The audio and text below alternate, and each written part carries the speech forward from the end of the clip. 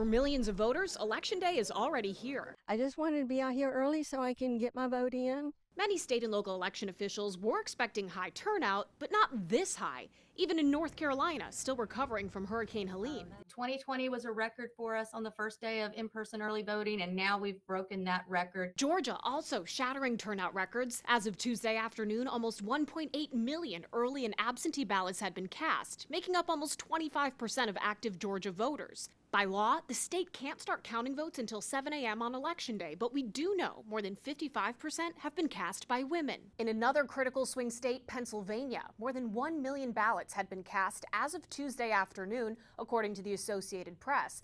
And as expected, about 2/3 have come from Democrats. Democrats, I think, always turn out in higher numbers just because they've always been encouraged to do so. They've always been encouraged to come out for early voting, to cast an absentee ballot. Whereas Republicans in 2020 sowed doubt in the process. After losing the White House, the GOP now encourages all types of voting. Whether you vote early, absentee, by mail, or in person, we are going to protect the vote. The Harris and Trump campaigns aren't giving any public reaction yet to early voting data, knowing a lot can change in 2 weeks. This isn't really an indication of anything right now. It's way too early to make any sort of, judgments about what this means for either candidate.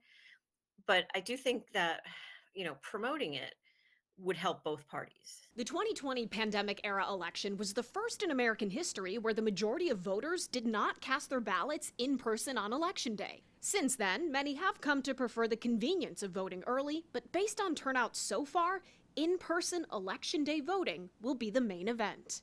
In Washington, I'm Atral Nashar reporting.